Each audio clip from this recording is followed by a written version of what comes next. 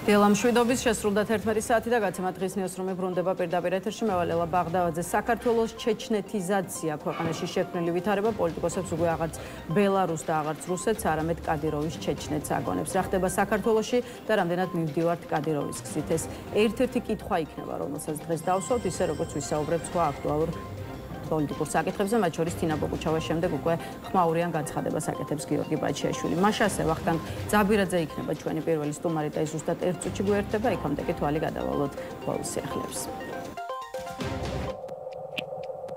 ცენტრალური კრიმინალური პოლიციის დეპარტამენტის დირექტორი თეიმურას კუპატაძე დაცვის პოლიციის დეპარტამენტის თავმჯდომარის თანამდებობაზე დაინიშნა, ხოლო ცენტრალური კრიმინალური პოლიციის დეპარტამენტის დირექტორი ამავე დეპარტამენტის დირექტორის მოადგილე დავით კიკნაძე იქნება. თბილისის პოლიციის დეპარტამენტის დირექტორის თანამდებობაზე ვაჟა სირაძე დაინიშნა. მას ამ პოსტზე ლევან მაისურაძე შეცვლის.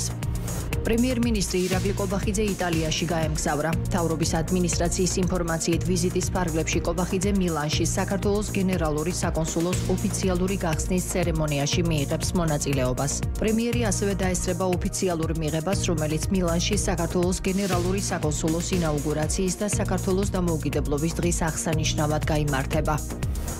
მიგრაციის დეპარტამენტის თანამშრომლებმა საქართველოდან უცხო ქვეყნის 21 მოქალაქე გააძევეს. ქვეყანა დაატოვებინეს თურქეთის, რუსეთის, ეგვიპტის, ირანის, თურქმენეთის, კოლუმბიის, ჩინეთის, ინდოეთის, იორდანიის და ნიგერიის მოქალაქეებს.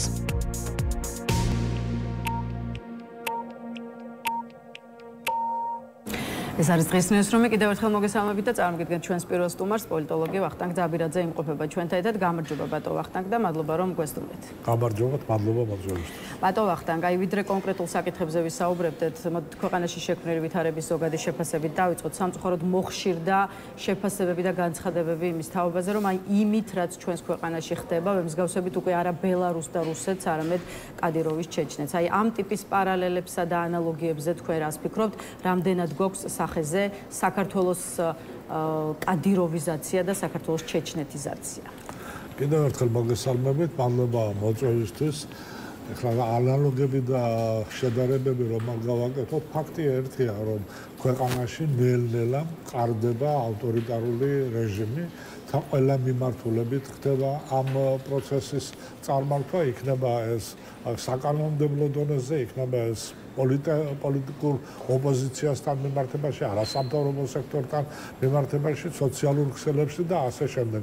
ანუ მთლიანად იქნება სურათი, ისეთი და სურათი კი არა, რეალობა ყალიბდება ისეთი, რომ ჩვენ ნელ-ნელა ვხდებით ავტორიტარული სახელმწიფო. თუ უფრო დიქტატურისკენ არ გადავდგით ნაბიჯი.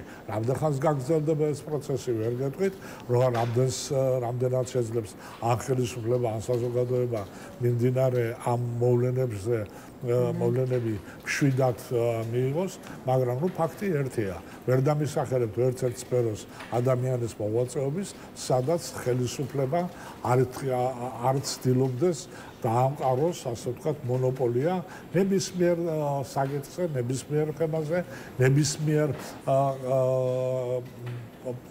გადახვევაზე თუ აზრზე. ამიტომ კი მივდივართ ნამდვილად იქით, რომ ჩამოყალიბდეს ავტორიტარული მმართველობა მთელი თავისი ადრებუდეგეთ. საქართველოს ჩეჩნეთს შეადარა ნაციონალურმა მოძრაობამ და ეს გააკეთა მას შემდეგ, რაც მათი პარტიის თავმჯდომარე თინა ბოგუჩავამ გააკეთა განცხადება, რომ მის მეუღლე კოტე იოსელიანს ღამით 5 ნიღბიანი ჩაუსაფრდა და გაიტაცა, 8 საათის განმავლობაში ახორციელებდნენ მასზე ზეწოლას, ემუქრებოდნენ ბავშვების უსაფრთხოებით და აი სწორედ ამის გათვალისწინებით ჩაწერა მან ვიდეო, რომელშიც ბიძინა ივანიშვილის ვაჟს, სუტა ივანიშვილს მის შესახებ წლების წინ გაკეთებული განცხადების გამო ბოდიშს უხდის. აი ამ თემაზეც ვისაუბროთ, მოდით, აი რა ჯგუფი შეიძლება იდგეს იმ ამბის უკან, რაზეც თინა ბოგუჩავა საუბრობს, ვის უნდა გაეკეთებინა ეს და შანსი იმის, რომ იოსელიანის გატაცება და შანტაჟებასთან საერთოდ არ ქონდეს კავშირი ქართულ ოცნებას და მის პოლიტიკურ ხელმძღვანელობას, რამდენად არსებობს? იცით რაშია საქმე, რომ მაგ მოულოდნელი არაფერია, გამომდინარე იქიდან, რაზედაც უკვე ვილაპარაკეთ, რადგან ეს ავტორიტარული რეჟიმები ესე მარტო კანონმდებლობის შეცვლით არ მყარდება. უნდა საზოგადოებაში გაჩნდეს შიშის ფაქტორი. და ამ შიშის ფაქტორს შიშის ფაქტორის დანერგვას სწორედ ასეთი მექანიზმები თუ ასეთი პროცესები უწყობს ხელს. ახლა ჩვენ რაღაც გამოცდილება შეიძლება უშუალოდ არა, მაგრამ ისტორიული გამოცდილება გვაქვს, როგორი იყო თავშად გასული საუკუნის 30-იან წლებში დაპატიმრებები, შუაღამით, ხმაურით და ეს ფაქტი იყო ეროვნული მოძრაობის დროსაც კი ასეთი რაღაცეები. ამას იმიტომ ვამბობ, რომ როდესაც ხელისუფლება ცდილობს არა მარტო კანონმდებლობის შეზღუდვით მიაღწიოს რაღაც რეპრესიულ მოდელს, მას აუცილებლად ჭირდება შიშის ფაქტორის მაინც ქართულ ოცნებას ხედავთ იმ ამბის უკან, რაც შესაძლოა მომხდარიყო კოტე იოსელიანთან დაკავშირებით. აქ ჩნდება კითხვა, რაში აწყობდა ქართულ ოცნებას უტა ივანიშვილის შესახებ წლების წინ გაკეთებული განცხადების ხელახალი ტირაჟირება. ეს თემა იყო დავიწყებული. არის თუ არა შესაბამისად ლოგიკა იმაში, რომ არანაირად არ შედიოდა ქართული ოცნების და არც ივანიშვილის რომელიმე გულშემატკივრის ინტერესში იმ ამბის გახსენება, რასაც თავის დროზე კოტე იოსელიანმა ბოდიში მოიხადა წლების წინ.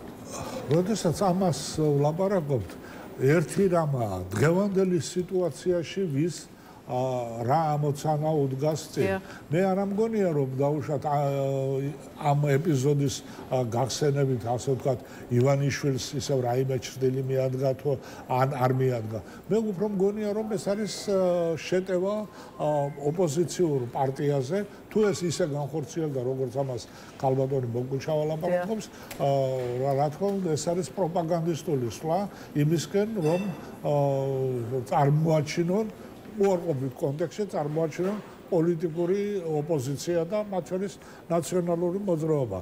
ახლა იოსელიანი ბოგუჩავა არის პარტიის თავმჯდომარე და მისი მეუღლის მხრიდან ამ გაჟღერება იმისა, რაც 8 წლის წინ იყო, რა თქმა უნდა, უარყოფით კონტექსტში აისახება ზოგადად იგივე ნაციონალური მოძრაობის მხარდაჭერთა შორის. ეს არის მგონია მიზანი ძირითადი, რატომაც ეს გაკეთდა, რატომაც გავიდა კადრები, რომელიც გავიდა, არ ვიცი, მოიტაცეს, არ მოიტაცეს.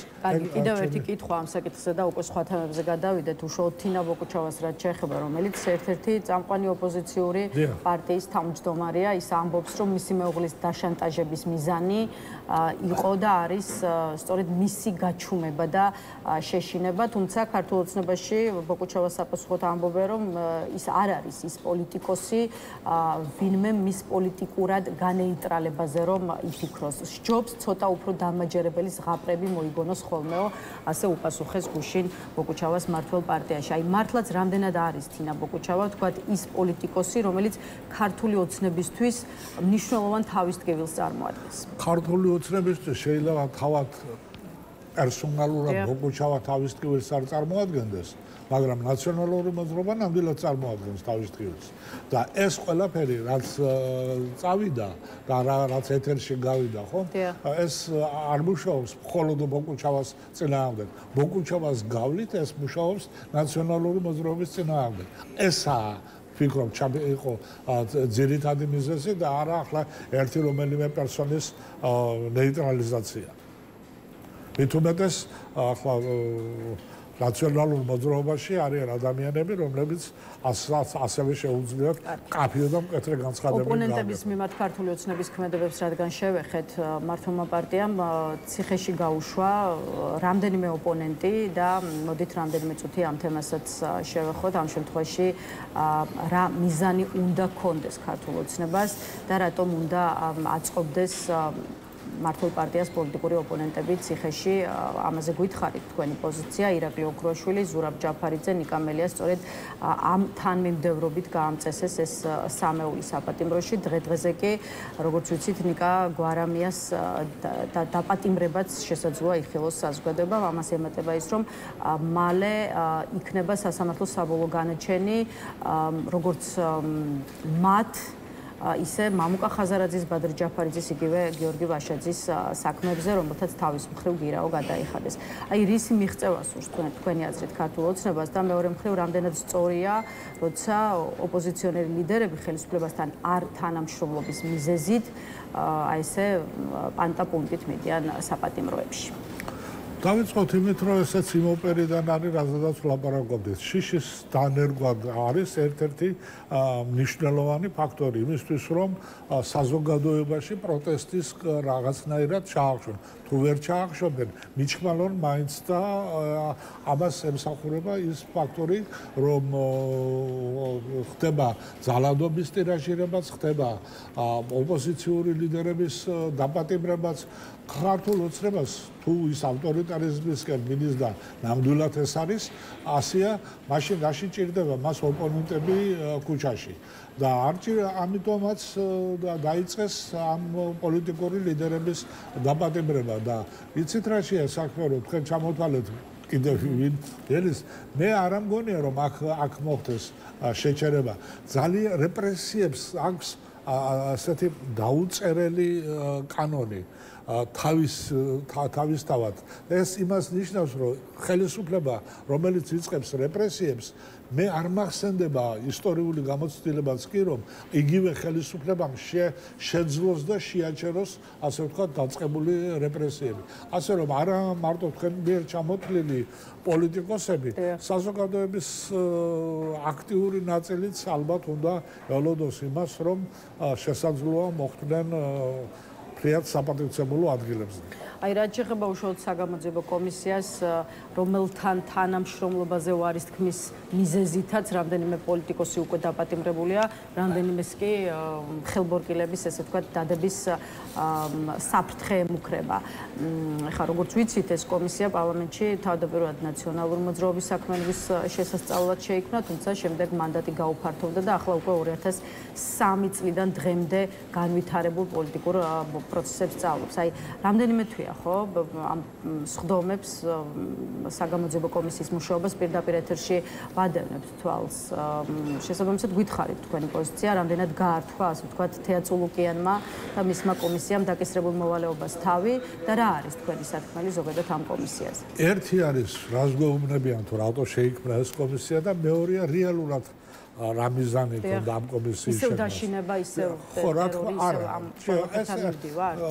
იყო და არის მცდელობა იმის, რომ ნაციონალური მოძრაობის, ასე ვთქვათ, გასამართლების მოტივით მთლიანად იქნეს პოლიტიკური სპექტრი ამოღებული მიზანში და ასეც ხდება. თავიდანვე ეს იყო მისი მიზანი და არა დაუშვათ ნაციონალური მოძრაობის წარსულის კეკვა. მათ თუ ეს უნდათ, ამისთვის საკმაოდ დიდი დრო ჰქონდა ქართულ ოცნებას, რომ ეს გაეკეთებინა, მაგრამ დღეს შეიქმნა ისეთი სიტუაცია, როდესაც ქართული ოცნება თვლის, რომ დადგა ქვეყანაში ავტორიტარული რეჟიმზე გადასვლის პერიოდი და ამისათვის შეიქმნა ეს კომისიაც და ამ მიმართულებით კეთდება ყველაფერი. საკანონმდებლო ბაზის გამარტივება იქნება თუ ფაქტიურად ჩვენ ვებულობთ გადავდივართ დემოკრატიული ყველაფერს რომ თავი დავანებოთ დემოკრატიული საკანონმდებლო ბაზიდან მეტნაკლებად დემოკრატიული და რეპრესიული საკანონმდებლო ბაზისკენ ისევე როგორც დაუშვათ პროკურორის დანიშვნა იქნება ეს თუ რეორგანიზაციებად წოდებული სუსების და რაღაც გაერთიანება თლიანად ხდება მოდელირება აქ ეწერება ამ კომისიის მუშაობაც და გითხარით რომ და გავიმეორებ რომ ეს აქ არ გაჩერდება მარტო უფრო ასეთი მოლოდინები არის უფრო ნახოთ როგორ გავითარდება პოლიტიკური პროცესები იქამდე გიორგი ბაჩიაშვილის განცხადებაზეც მინდა გკითხოთ და მე უკვე ადგილობრივ არჩევნებზეც უნდა ვისაუბროთ აუცილებლად გიორგი ბაჩიაშვილმა რომელიც არც ისე შორეულ წარსულში ბიძინა ივანიშვილის მარჯვენა ხელი იყო გუშინდე პროცესზე საკმაოდ ხმაურიანი განცხადება გააკეთა მან თქვა რომ ბორტზე რითაც საქართველოში ჩამოიყვანეს იმყოფებოდა სუსის უფროსი არი ოხანაშვილი. ხა ქართულ ოცნებაში ბაჩიაშვილის მონათხრობზე ასეთი პასუხი გვესმის. ბაჩიაშვილის ვერსიის თანახმად ოხანაშვილმა პირადად ჩაატარა სხვა ქვეყანაში სპეცოპერაცია, ასეთი ოპერაციების შესახებ მხოლოდ ფილმებში გვინახავს, გაგვიგია და დიდი ინტერესით გვიყურებია. მე ძალიან მომწონსო ამბობს მაგალითად მამუკა მდინარეძე. აი, რამდენად უნდა აჩენდეს კითხვებს თვითმფრინავში არი ოხანაშვილის ყოფნა. ეს არის გასაკვირი თუ გასაკვირი მართლაც არაფერია იმაში, რომ ასეთი მნიშვნელობის სპეცოპერაციას თავად სუსის უფროსი და ხელმძღვანელობდა. ისეთ რა გამორიცხვით ვერაფერს გამორიცხავ დღევანდელი ვითარებიდან გამომდინარე, თუმცა თუ რეალურად თემას შევხედავთ, ხელისუფლების მხრიდან გაჟღერებული ის რომ ბაჩიაშვილი სადაც ნეიტრალურ მწვანე ზონაში დასეირნობდა და იქ მოხდა მისი ასე ვთქვათ დაპატიმრება, ღიმილის მომგვრელია, ხო? ამიტომ არ ვიცი ოხანაშვილი იყო თვითმფრინავში თუ არ იყო, მაგრამ ფაქტი ერთია რომ მისი მოტაცება მოხდა სხვა სახელმწიფოდან. აი რატომ იყო მაშინ ამასაც კითხავთ და შემდეგ უკვე ადგილობრივი არჩევნები, რატომ იყო ქართული ოცნებისთვის ასეთი პრინციპული მნიშვნელობის მატარებელი, რომ ბაჩიაშვილი მით უმეტეს უცხო ქვეყანაში მყოფი ბაჩიაშვილი ეპოვა, დაეკავებინა, საქართველოში ჩამოეყვანა და ციხეში ჩაესვა. მართლაც არაერთი ყოფილი მაღალჩინოსნის წინააღმდეგ არის საქმე აღძრული, ხო? თუმცა არავის დაპატიმრება ქართულ სახელმწიფოს ასე არ მოუნდომებია. რატომ ბაჩიაშვილი? ბაჩიაშვილი შეეხო არა იმდენად ამ შემთხვევაში ფინანსებს, არამედ უძლეველობის მითს, რომ ვიღაცამ გაბედა და ივანიშვილს ასე ვთქვათ ფული აბადიეთ ამ გამოთქმისთვის და აახია და ეს აქ ფულზე კი არა იმდენად საქმე, ავტორიტეტზეა. არავის არ ეპატიება ამ ღმერთკაცთან რაღაცნაირი შეპაექრება და მით უმეტეს მისი ასე ვთქვათ გაბაებურება. ამიტომ ეს იყო მნიშვნელოვანი ჩემი აზრით და არა ეს მილიონები, რა თქმა უნდა მილიონებიც ძალიან საინტერესო თემაა ზოგადად, მაგრამ უფრო მოტივი რომ ყველგან მოგწვდებით ეს უნდა ყოფილიყო და უნდა იყოს ყველასთვის ცხადი და ცნობილი. ვერსად ვერ დაემალებთ ივანე. კეთილი, რაც შეეხება ბატო ვახტანგ ამ დროისთვის ერთ-ერთ ყველაზე აქტუალურ საკითხს, აქტუალურ პოლიტიკურ საკითხს უნდა შევიდნენ თუ არა ოპოზიციური პარტიები ადგილობრივ არჩევნებში. თქვენ რომელ მხარეს და რომელ ფლანგზე ხართ? ვინც ბოიკოტს ითხოვს და ვინც ბოიკოტს ითხოვს თუ ვინც არჩევნებისკენ იყურება? რა პლუსები და მინუსებს ხედავთ, ესეც გითხარით, რას მოიგებს ოპოზიცია ერთი მხრივ ბოიკოტის შემთხვევაში და მეორე მხრივ მაშინ თუ კი მუნიციპალურ არჩევნებში შესვლის გაწყვეტილებას მიიღებს. იცით რა, ადამიანები ვინც და პარტიები ვინც ლაპარაკობს ბოიკოტზე და თვლიან თუ რატომ არ უნდა მიიღონ არჩევნებში მონაწილეობა და მათ არგუმენტებს შეიძლება კიდევ დავამატოთ ის რომ ქართული ოცნება გამოიყენებს ყველა საშუალებას კანონიერსაც და უკანონოსაც რომ ამ არჩევნებში და ფინანსურ რესურსს შავი, თეთრი ყველანაირ რესურსს გამოიყენებს რომ ამ არჩევნებში მიიღოს გამარჯვება მოიპოვოს. მიუხედავად ამისა, თუ გამოვალთ იქიდან თუ რა მიზანი უნდა კონდეს ოპოზიციას ამ არჩევნებში მონაწილეობის, თუ ვინმე ფიქრობს რომ აქ მანდატებზე უნდა იყოს ჭიდაობა, მაშინ ვთვლი რომ შეიძლება მართლაც ბოიკოტი გამოუცხადო და არც შეხვიდე ახლა 1-2 მანდატი არაფერ შუაში არაა და არაფერს არ მოგწევს. მაგრამ თუ არჩევნებს შევხედავთ როგორც დღევანდელი სიტუაციიდან გამომდინარე, როგორც არა მანდატების,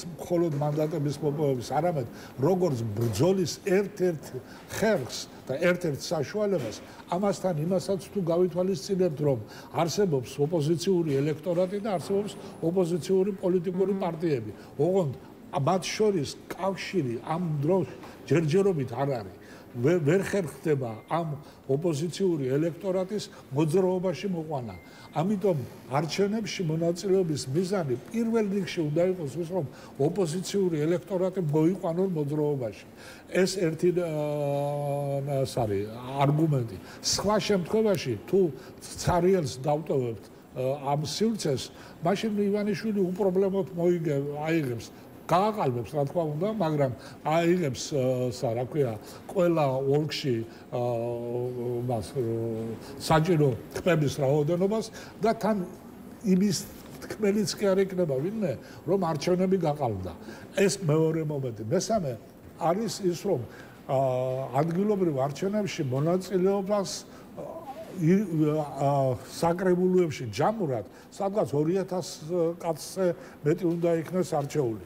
ეს სხვა თემაა კიდევ და ამას რა პლუსი აქვს, რომ დღეს თუ რუსთაველია მეტნაკლებად ცენტრი ამ პროტესტი შეიძლება გადავიდეს რეგიონებშიც, რადგან ერთია, როდესაც შენ ამომრჩეველს და შენ თუნდაც პარტიულ აქტივს ეუბნები, რომ არჩევნები გააყალბეს საპარლამენტო არჩევნებზე მხედველობაში და მეორეა, როდესაც მას გაუყალბებენ არჩევნებს იმ კანდიდატს, რომელიც იმ რაიონში, იმ სოფელში, იმ მუნიციპალიტეტში იყრისკენს და თავად შეასკდება იმ სინამდვილეს, რასაც არჩევნების გაყალბება ქვია. ეს პირადად მას ეხება. ამიტომ ახალი რა ქვია, არჩევნები თვითმმართველობის არჩევნები პოლიტიკურმა ოპოზიციამ უნდა გამოიყენოს სწორედ იმისთვის, რომ ახალი პროტესტი გაჩნდეს ქვეყანაში და რაც მთავარია, მობილიზება გაუკეთოს ოპოზიციურ ელექტორალურ ოპოზიციურ ელექტორალურ სპექტრს რაც შეეხება ბატონ ვახტანგ. აი მართლა საინტერესოა, რამდენად შესწავლილი და გაზომილია ადგილობრივ არჩევნებთან მიმართებაში თავად მოქალაქეების განწყობები და სამწუხაროდ ჩვენ არ ვიცით, რომელიმე პარტიამ ჩაატარა თუ არა კვლევა იმაზე, რას ფიქრობს თვითონ ხალხი. აი თქვენ როგორ ფიქრობთ, თქვენი აზრით, როგორი იქნება ადგილობრივ არჩევნებთან მიმართებაში თავად მოქალაქეების განწყობები და დაკვეთა იმ პროცესების გათვალისწინებით, რაც ქვეყანაში ბოლო თვეების განმავლობაში ვნახეთ. მივა ოპოზიციურად განწყობილი ამომრჩეველი თქვენი აზრით მუნიციპალურ არჩევნებზე ხომ არ ესე ვთქვათ ექნება თითოეულ მათგანს იგივე ბოიკოტის განწყობა, რაც ოპოზიციური სპექტრის ნაწილის მხრიდან გვესმის და მუდმივად ჯერ ერთი დავიწყოთ იმით, რომ ადგილობრივ არჩევნებზე აქტიურობა ამომრჩევლის ტრადიციულად არც ესე მაღალია. კი ბატონო. მეორე თუ პოლიტიკოსები გააგრძელებენ ლაპარაკს იმაზე, რომ ბოიკოტი უნდა გამოცხადდეს, რა თქმა უნდა, ესეც გარკვეულწილად იმუშავებს და კარგ-მაგრად იმუშავებს. მაგრამ ამოცანა აქ რა არის? ჩემთვის ამოცანა არის ის, რომ ეს ელექტორატი მეტნაკლებად მოვიყვანოთ მოძრაობაში. ოპოზიციური ელექტორატი. ვიღაც მივა, ვიღაც არ მივა. აქ მნიშვნელოვანი იქნება დაუშვათ აი 5 ქალაქში, რომელშიც ოპოზიციამ საპარლამენტო არჩევნები ჯამურად მოიგო, ხო? იქ თუ მოხდება შეთანხმება ერთიან კანდიდატზე, სამწუხაროდ ამაში წეჭვი მეპარება, მაგრამ მაინც თუ დაუშვებთ და თეორიულად, მაშინ ეს იქნება ფაქტიურად, არა სამართლებრივად, მაგრამ რეალურად თანატოლი იმ არჩევნებისა, რაც გასულ წელს ჩატარდა. როგორც დაპირისპირების ხარისხით, ისე გაყალბების ხარისხით და ისე ბევრი სხვა მნიშვნელოვანი ფაქტორით. ამიტომ ჩემი აზრით, როდესაც ვლაპარაკობთ, რომ არჩევნებს ბოიკოტი უნდა გამოუცხადოთ, ისიც უნდა ვთქვათ, რომ თუ ბოიკოტს გამოუცხადებთ, მთელი ოპოზიციური სპექტრი აღმოჩნდება ისე, რომ ქართულ ოცნებას სალაპარაკოც ექნება. და პროპაგანდისთვისაც გამოიყენებს, რომ არავინ იყო მისი, ასე ვთქვათ, მეტოქე და რა თქმა უნდა, უმრავლესობას აიღებდა საკრებულოებში და რა თქმა უნდა, ყველა რაიონში გაიმარჯვებდა.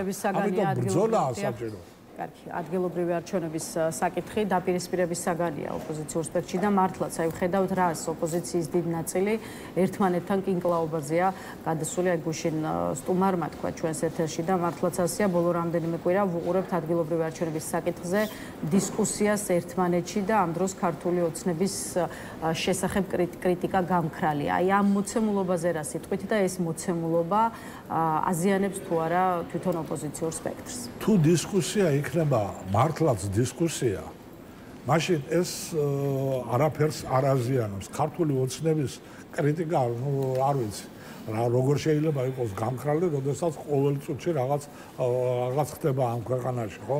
და იგივე დისკუსია თუ დაიწყება ამ თემაზე, ყოველ შემთხვევაში პირველ რიგში მივადგებით იმას, რომ საკანონმდებლო ბაზა შეიცვალა, იგივე თვითმმართველობის არჩევნების სქემა შეიცვალა, მაჟორიტარების რაოდენობა, ხმების გამარჯვების წესი და ასე შემდეგ. ანუ ეს ქართული ოცნების კრიტიკა ნაკლებად ისმის, მე მგონი ამ თლათ სწორი არგუმენტი არა და რაც შეეხება იმას, რომ არგუმენტირება ჭირდება, რატომ რომ არ მივიღებთ მონაწილეობას, მაშინ რა იქნება?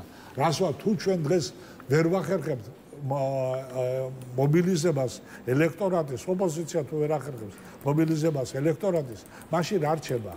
რჩება ის, რომ არა მარტო ადგილობრივი არჩევნებიდან გავიდეთ, არამედ საერთოდ გავანებოთ თავი პოლიტიკურ საქმიანობას. იმიტომ რომ ქართული ოცნება დღეს ამ ეტაპზე მაინც არანაირი დათმობაზე წამსვლელი არაა. არის ეს რეალობა, უნდა მივიღოთ ამ რეალობაში მონაწილეობა, არის ომი და უნდა ჩაერთოს ოპოზიცია ამ ომში. მიუხედავად იმისა, რომ ილუზიები არ უნდა შექმნას, რომ რაღაცას სასწაულებს მიაღწევს. არა, ომია. კი ბატონო, კიდევ ერთი რაზეც მინდა გკითხოთ, შინაგან საქმეთა სამინისტროში საკადრო ცვლილებებია, მათ შორის მიდის თუ გაუშვეს ხარება განსაკუთრებულ დავალებათა დეპარტამენტის უფროსის ზვიად ხარაზიშვილი, რომლის მიმართაც ძალიან ბევრი კითხვა არსებობს. აი, რით იხსნით ცვლილებებს, მარტივად გკითხავთ, რომელსაც შინაგან საქმეთა სამინისტროში ძალოვან უწყებაში ვხედავთ და ეხლა უშუალოდ ხარებას რაც შეეხება, ვიცით რომ ჯერ კიდევ მიშას დროიდან ხდება შინაგან საქმეთა სამინისტროში, ხო? აი, ამდენი წლის მერე რატომ შეიძლება ის გადიოდეს სისტემიდან?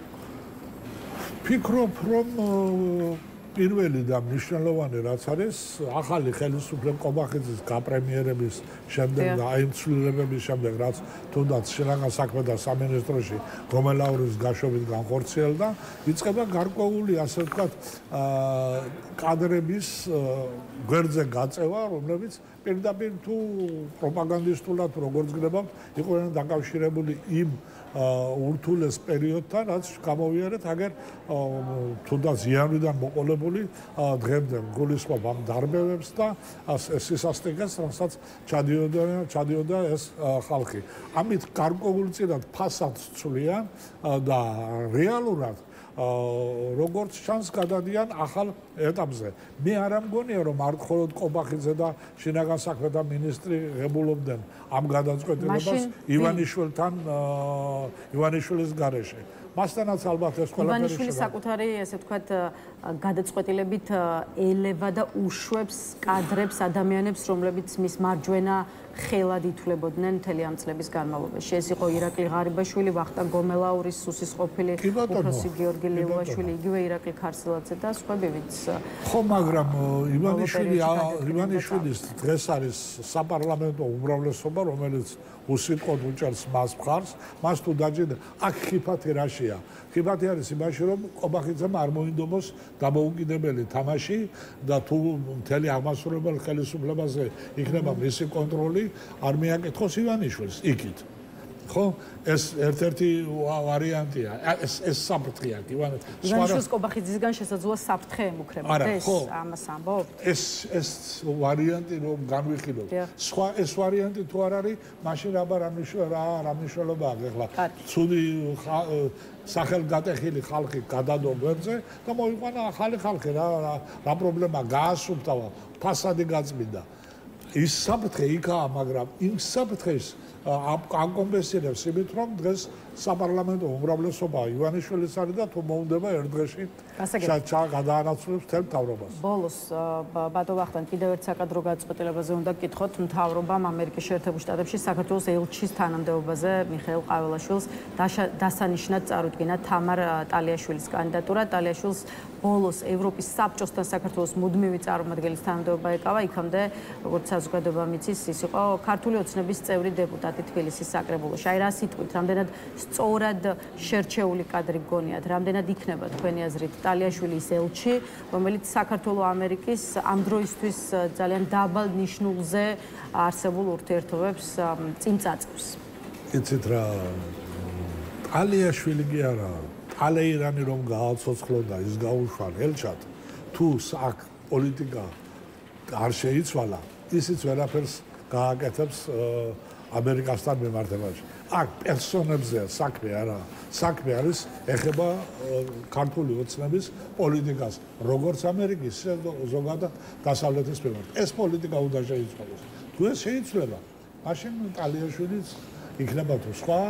გააქვთ მოლოდინი რომ შეიცვლება? ჯერჯერობით არა. სამწუხაროდ. მადლობა იმისთვის, რომ იყავით ჩვენი სტუმარი და უპასუხეთ ჩვენს კითხვებს. უემშვიდობებით ვახტანგ ძაბირაძეს. ახლა რეკლამა დღის ნიუსრუმში, რეკლამის შემდეგ გრიგოლ გეგელია შემოგვერთდება, ასე რომ დაგვაქვს.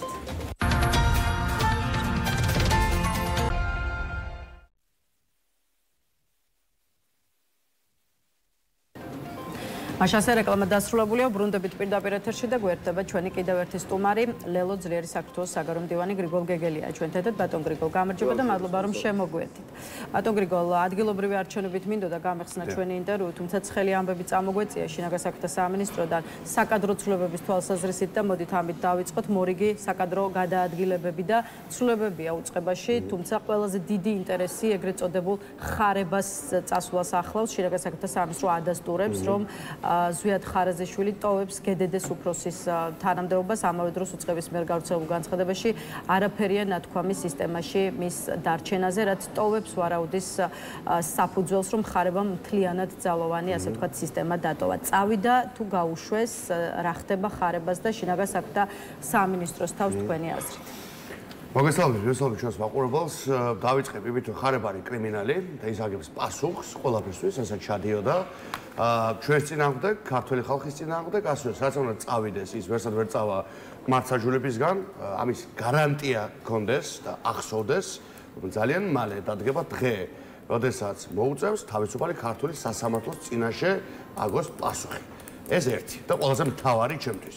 ხარება სად წავა, არანაირი აზრი აქვს, ხარება წავა ციხეში. თავისუფალი ქართული სასამართლოს გაასამართლებს და ის წავა ციხეში ბავშვების ცემისთვის. აქცეულ ადამიანებზე ძალადობისთვის და უამრავი საშინელებისთვის არ ჩადენილი აქვს ორი რეჟიმის დროს. აი ეს იცოდეს პირველი. მეორე, ხარებას არანაირი ავტონომია არ ქონია, კი? შეიძლება რაღაცა ძალიან ბაქიბუქობდა ბევრს, მაგრამ ხარებაც იყო რიგითი პაიკი, როგორც ვნახეთ კიდევაც ივანიშვილის კარზე. ისიც აიღეს და გადადგეს. იმიტომ ყველა და ყველაფერი აბსოლუტურად ეწოდება მათ მინისტრი თუ გუდუდის ხელმძღვანელი თუ რა. ყველა ადამიანი დღეს, იმიტომ რომ საქართველოს ინსტიტუტები არ არსებობს, ყველა არის ივანიშვილის გარკვეული ფორმის რაღაცა, როგორ ვთქვათ, ივანიშვილის ცხოველთა ფერმის გარკვეული პაიკი. და ახლა ვხედავთ, რომ აი პაიკთა გადაადგილების ლოგიკაში რაღაც ტენდენცია იკვეთება. კერძოდ რა, ფაქტობრივად ყველა, ვინც არის სანქცირებული, ან არის ჩანაცვლებული, ან არის გაშვებული. მე უკვე გამოვრიცხავ რომ აქ რამე სხვას დაგვა შეხება, იმიტომ რომ პრაქტიკულად ყველა მის შეეწირა სანქციებს, ასე ფიქრობ? ხარება შეეწირა თავის უმელაური შეეწირა სანქციებს? ფაქტობრივად ერთ მნიშვნელოვანი, არა მხოლოდ, მაგრამ ტენდენციაც იკვეთება. მე ვფიქრობ, გუშინ ჩვენ ნახეთ ხო კუპატაძე და რა გვარიცეს ხო, გადადგეს, გადმოდგეს ხო, დაცვის სამსახურის ხელმძღვანელი გადაიყვანეს, კრიმპოლის ხელმძღვანელი და ასე შემდეგ ხო. ბევრი სხვადასხვა მაგალითი ვნახეთ. საზოგადოების გონება რო არ მოვასწინო ამ უმნიშვნელო სახელებით და გვარებით, მაგრამ ტენდენცია რაც არის ის, რომ ვიღაც XY, რომელიც იყო სანქცირებული ამა თუ იმ ფორმით, აიღეს და ან საერთოდ გაუშვეს, ან სხვა უფრო ნაკლებად მნიშვნელოვან პოზიციას გადაიყვანეს. ეს ნიშნავს რას ჩვენთვის? იცოდეთ, რომ მათი გადადგმა ჩვენ არაფერს არ გვიცვლის, არც შიმშილის დონე დაიწევს ამ ქვეყანაში, არც უპერსპექტივობა, არც სიღარიბე, არც ის რაც ტრიალებს ჩვენს თავს, მანამ სანამ ეს რეჟიმი არის ადგილზე, არაფერი არსებითად არ შეიცვლება, რაზე ხარება ერქმევა, თუ არ ვიცი მე ავქსენტი იმას, ვინც მართავს ფაშისტური რეჟიმის ფაშისტურ გდდ-ს. არანაირი აზრი არ აქვს. ხვალ გამოვა და სხვაც დაარბებს ივანიშვილის დავალებით თქვენ შვილებს. ასე არანაირი ცვლილება ამ კუთხით არ არის. ერთადერთი რჩება საზოგადოებისთვის იყო საინტერესო ცვლილების კუთხით. ეს არის ის, რომ მე ღრმად ვარ დარწმუნებული, რომ ეს რეჟიმი ემზადება რაღაც სხვისთვის, რაღაც მეტისთვის. და ხომ შეიძლება ჩვენს დავიწყოთ 2 და 3 ნაბიჯი წინ გახედვა რა. და ეხლა მათ შორის იმ კრიტიკოსებს ეს არის ახალი საპარლამენტო არჩევნები. მე ამაში ვარ ღრმად დარწმუნებული, ბევრი თვეა მე პირადად, როგორც ერთი ადამიანი, როგორც უბრალოდ ადამიანი, მათ შორის უყურებს პროცესებს ანალიტიკურად, ხო? გარდა იმისა, რომ ერთ-ერთი მოქმედი პერიოდი ჩემს კოლეგებთან ერთად მე ყოველთვის მქონდა იმისი განცდა, რომ ამ რეჟიმს ძალიან დიდი შიმშილი აქვს ლეგიტიმაციისა, მას ჭირდება ლეგიტიმაცია. აი 1000 გვარი ბაქიბუქის მიუხედავად, რასაც ვხედავთ ყველანი, ისინი არ არიან მყარად, არ აქვს შემოსავალი, სახელმწიფოს არ აქვს შემოსავალი. მათ ჭირდება და ჩვენ ნახეთ ეს. ძალიან მარტივია შეხედეთ იმ 10 წამს, როდესაც მაკრონმა ხელი წამოარტყა კობახიძეს. ასეთი ბედნიერი კობახიძე გინახავთ ოდესმე გარდა იმ მომენტების, როდესაც ბიძინა ივანიშვილს ეპირფერება. აი ასეთი მომენტები არის მხოლოდ კადრებში, როცა კობახიძე ბედნიერია, იღიმის, რაღაცა სრულყოფილია, კარგ ხასიათზეა. სხვა გახსოვთ კობახიძე ესეთი? ანუ წარმოიდგინეთ რა დონეზე ჭირდება კობახიძეს, თუნდაც ვიღაცა მხარზე წამოარტყას, ხო, და რაღაცა ცინიკური უთხრას. ესეც კი ძალიან ჭირდება, იმიტომ რომ მას აქვს ძალიან დიდი შიმშილი ლეგიტიმაციისა. ხელს არავინ არ ართმევს. არავინ არ ეუბნება, რომ ის რამეს წარმოადგენს. ამიტომაც ისინი შეესწებიან ჩანიშნონ არჩევნები, მაგრამ და ეს არის მთავარი, ეს არის ნამდვილად მთავარი. ისინი შეესწებიან არჩევნებს ჩანიშნონ ისეთ მომენტში, როდესაც ოპოზიცია არის ან უკიდურესად დასუსტებული, განულებული პრაქტიკულად, ეს არის მათი მიზანი. ან როდესაც ოპოზიცია ნახეთ რა ქნეს, ხო? მათ ღიად თქვეს. ეს ხო ფაქტებია, მათ ღიად თქვეს, რომ ოპოზიციას აგრძელვა უნდათ. მათ ის კი არ უნდათ, რომ ჩვენ არჩევნებში ვიბრძოლოთ, ან ცოცხლობდეთ, ან გავძლიერდეთ მით უმეტეს. მათ უნდათ, რომ ჩვენ ვიყოთ არარელევანტური, ვიყოთ დაშლილი, გაღატაკებული ბრძოლის უნარის გარეშე და მე თუ რამე დარჩე, იმასაც გაუქმებენ. აი ეს და ერთი იცი რა მე ნახსენე კიდევ. ბიძინა ივანიშვილი ხო შეიძლება დავინახოთ ტაქტიკა. ასეთი კაცი აღმოჩნდა. ეს წყალებში დაუფასოთ. ის ამბობს წინასწარ, რის გაკეთებას აპირებს. არ ვიცი, იმიტომ რომ ვერ მალავს ინფორმაციას თუ იმიტომ რომ სიამოვნებს ანონსები. მაგალითად, ეს ამბავი დაგვიანოსა 2024 წლის აპრილში. მარტო მე ხوار მომისმენია, მე 1000-ობით ჩვენგანი ვუსმენთ, ხო? პარლამენტის წინ თქვა. მე აგრძელავ პარტიებს არჩევნების შემდგომ პერიოდში. ეს მე ხوار ვამბობ, იცოდეთ რა, თვითონ თქვა, ხო? ამიტომ მე მგონი ვისწავლოთ და დავინახოთ, რომ ეს ადამიანი ძალიან ხშირად გვიანონსებს რაღაცებს და ჩვენ უნდა შეგვეცდოს გათვლა შესაბამისად. ეხლა ჩვენ ვიცით მათი მიზანი. მათი მიზანი ოფიციალურად დეკლარირებულად მეტი როგორ თქვან არის ქართული რეალური ოპოზიციური ძალების, ეროვნული ძალების, სპონსორობით ვიტყვით მოსპობა, წერტილი. ეხლა ყველა ჯგუფს გვაქვს რომ ვიფიქროთ, როგორ გავაკეთოთ ყველაფერი ისე, რომ ერთი მხრივ შესრულდეს პროტესტის ამოცანები, ეროვნული ამოცანები, გათავისუფლდეს პოლიტპატიმრები და ამავე დროს არ დავუშვათ, რომ ამ რეჟიმმა გაანადგუროს პოლიტიკური ისტაბლიშმენტი, იმიტომ ეს იქნება ივანიშვილის და ქართული ოცნების გეგმას და სწორედ ამისთვის ემზადებით ადგილობრივი არჩევნებისთვის, მოკლედ რომ გადავიდეთ მოდით ჩვენ ემზადებით ყველა ტიპის არჩევნებისთვის და დაკავშირებული საკითხი ეს არის ის თემა, რაზეც ყველაზე მეტი კითხვა შეიძლება ითქვას, რომ არსებობს სწორედ ლელო ძლიერ საქართველოსთან მიმართებაში იმ პოზიციის გამო, რაც უკვე იცის საზოგადოებამ. გადავიდეთ ამ თემაზე, რამდენიმე წუთი დაუთმოთ და პირველი რაც ამ კუთხით მინდა გითხოთ არის დისკუსია, ლელომ გამოთქვა მზადყოფნა ამ საკითხზე დებატები გამართო სხვა ოპოზიციურ ძალებთან, როგორც ღია ეთერში, ისე დახურულ კარს მიღმა. შესაბამისად ამ თვალსაზრისით თუ არის, ასე ვთქვათ, სიახლე, ანუ ხომ არ გახსენით დისკუსიების საკითხზე, უნდა ჩაერთოთ თუ არა ადგილობრივ არჩევნებში ზოგადად ოპოზიციურ სპექტრს გულისხმობ ეს. პირველ რიგში კიდევ ერთხელ გავიმეორებ ჩვენი მაყურებლისთვის და სპეციალისტისთვის, ჩვენ პოზიცია არ არის რომ გავდივართ არჩევნებზე, ჩვენი პოზიცია რომ დავაზუსტოთ, ჩვენი პოზიცია არის რომ ვიმსჯელოთ ხომ არ გავიდეთ ერთიანი ფრონტით. აი ამასაც უნდა გავუსვა ხაზი. ჩვენც ყველა ჩვენგანმა მარშალის პარტიის თავმჯდომარე მეც არაერთ გზის და სხვა წარმომადგენლებმა ყველამ გავუსვით ხაზი, რომ ჩვენ ვსაუბრობთ ერთიანი ფრონტით გასვლის სიკეთეზე. ამას მარცვლავ, იმიტომ რომ ძალიან ხშირად დავინახე ამ ბოლო დღეებში ტენდენცია, რომ სამწუხაროდ არის ისიც, როდესაც ადამიანს ეუბნები რაღაცას, მაგრამ სამწუხაროდ ბოლომდე ყოველთვის ვერ მიდის, ხო? ერთიანი ფრონტით გასვლის პოტენციური შემთხვევა. აი ეს განიხილება.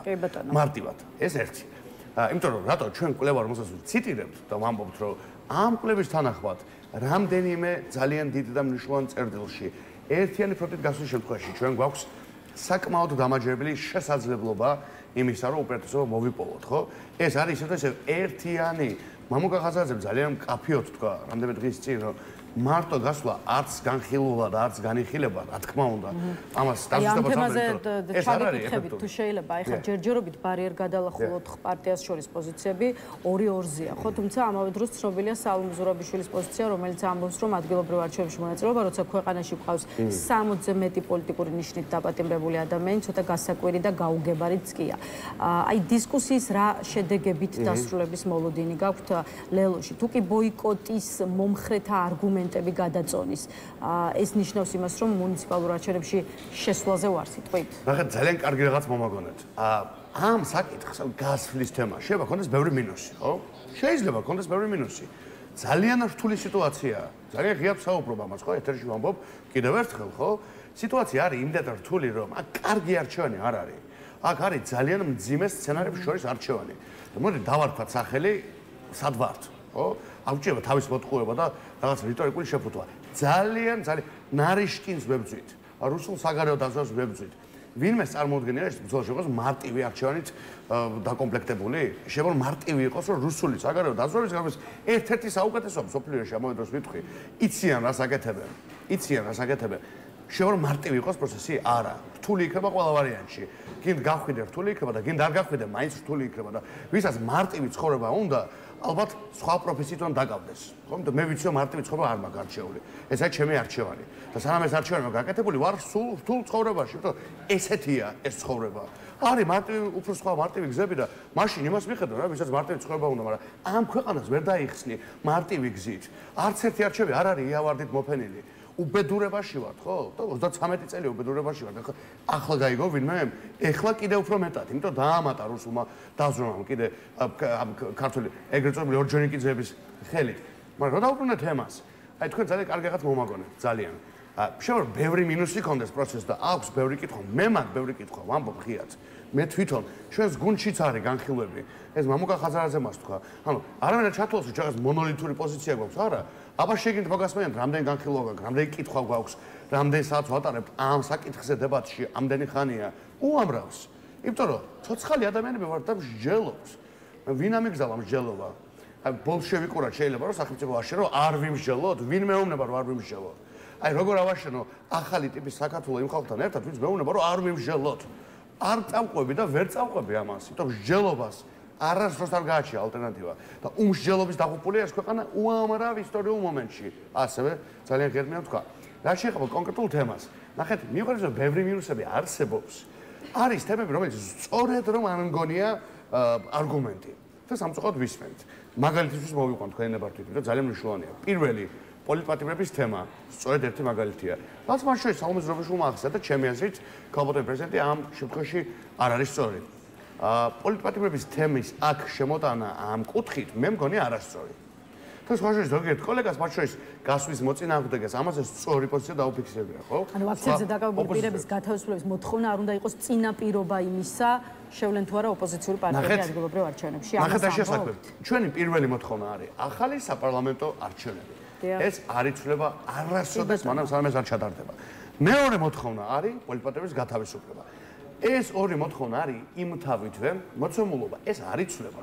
ეს გვაქვს და რჩება მუდამ მანამ სანამ არ დაკმაყოფილდება ორივე წერტილი. ამას არავინ არ ეხება. ეს უკვე ასე არის, ნახევარი წელია ასე არის, მეტიც უკვე. ჩემს პარტიას აქვს ფასდაუდებელი წვლილი შეტანილი ამ ორი მოთხოვნის გამყარებაში და ამავე დროს საგარეო იზოლაციის მიღწევაში. ეს მე პირადად ვმუშაობ. და ვისაც რამე კითხვები აქვს, შეუძლია მკითხოს რა ძალისხმევა მაქვს გაღებული ამ მიმართულებით. და მე შემიძლია ვკითხო შემდეგ სხვა პოლიტიკურ ძალებს თუ ენერგიებს რა ძალისხმევა აქვს გაღებული. და შეგვიძლია მე არ მინდა ვიცი რაღაც ეს იწილო-ბიწილოში შესვლა არ გვცალია ამის უბრალოდ. აი როდესაც მე ვისმენ რომ თურმე იზოლაცია გაჩერდება, სანქციები გაჩერდება, მაპატიეთ, მაგრამ მეღიმება. იმიტომ რომ უამრავი ენერგია და ძალისხმევა აქვს ჩადებული. 7 თუ 8 სახელმწიფოში მე ვიყავი მარტო პირადად წელს, რამდენიმე თვეში, იმისთვის რომ ეს მელობირებინა მათ შორის. ჩემი კოლეგები სხვაგან, სხვა ოპოზიციური კოლეგები სხვაგან, ბუნებრივია, არასამთავრობო სექტორის სხვაგან. ჩვენ არ უნდა შევახსოვოს არავინ, მე ვფიქრობ, რა არის საერთაშორისო იზოლაცია, იმიტომ ძალიან დიდი წვლილი აქვს ძლიერ საქართველოს შეტანილი ამ იზოლაციის მიღწევაში. და ამას ისევ და ისევ ამბობს სრული პასუხისმგებლობით, როგორც ის პირი, ვინც ჩართულია ამ პროცესში ძლიერი საქართველოს სახელი. ძალიან ინტერესებდა. ამ პროცესს ჩვენ მხოლოდ ვაგრძელებთ. მხოლოდ ვაგრძელებთ ევროპაშიც და ამერიკაშიც. ამიტომ ნახეთ, ლეგიტიმაციის თემა არასწორადაა შემოტანილი, აბსოლუტურად. რაც არ უნდა ბევრი მინუსი იყოს, ხალხს უსვამ. სწორ მინუსებს შევხედოთ და ამაზე ვიმსჯელოთ. და არა ხომ არ მოხდება რეჟიმის ლეგიტიმაცია. როგორ მოხდება რეჟიმის ლეგიტიმაცია? სწორი მინუსები რა არის ძალიან მოკლედ ერთი წუთი დაგვჭა და როგორ მოხდება ლეგიტიმაცია რეჟიმის იმ ფონზე, როდესაც 13 სახელმწიფოს, ანუ ევროპული კავშირის წევრი სახელმწიფოების ნახევარს პრაქტიკულად აქვს ნათქვამი, რომ ახალი საპარლამენტო არჩევნები ჩაინიშნოს. 13 სახელმწიფო გადათქვამს პოზიციას თუ ჩვენ ერთით მეტი ბრძოლის ველი გავხსენი. არის სწორი მინუსები. ეს არის ნონსენსი. სწორ მინუსებში რას გულისხმობთ ესეც გამარტეთ. ევროპარლამენტის ჩანაწერიც, ხო იქ ნახეთ, იქ აღიარებენ სალომე ზურაბიშვილს, როგორც ლეგიტიმურ პრეზიდენტს, არ აღიარებენ პარლამენტს, როგორც ლეგიტიმურ ერთეულს და ამავე დროს გეუბნებიან დაფიქრდი ამ შანსზეც, როგორც ერთით მეტ შესაძლებლობას და ხა უფრო კაფე ხარ გეტყვიან რომ გადი და კენჭი ყარე არა ამას არავინ არ გეტყვი შენ უნდა იფიქრო გახვიდე თუ არა ჩვენ ვაგრძელებთ მსჯელობას მინუსები რა თქმა უნდა შეიძლება იყოს მაშინ მობილიზაციის კუთხით უნდა დავფიქრდეთ ხო მაგრამ ნახეთ ყველა მინუსის პასუხი არის და ისე როგორც ყველა პლუსის შემთხვევაში ყველაფერი ძალიან მარტივად ვთქვი ყველაფერი იზომება ერთი რამით ერთიანი ფრონტი იქნება თუ არა თუ ერთიანი ფრონტი იქნება ყველა მინუსი შეიძლება მოევლოს და თუ ერთიანი ფრონტი არ იქნება უმეტეს მინუსს შეიძლება ვერ მოევლოს. აი ამაშია საქმე. თუ ერთიანი ფრონტი არ იქნება, ლელო ვარ სიტყვის, მოკლედ ლელოს პასუხი არჩევნებში მონაწილეობაზე იქნება არა. არა, ცალკე და დამოუკიდებელ. ნახეთ, ჩვენ ძალიან პირდაპირ ვთქვით, ხო, პრაქტიკულად დათქმა გვაქვს, ხო, რომ ჩვენ ვიდა დავინახოთ საკმარისი ძალები ერთად. იმიტომ ჩვენ ახლა საკრებულოში რაღაცა საკრებულოს არჩევნებში კენჭის ხის мотиваცია არ გამოწევს, როგორ ყველა მიცის, ხო?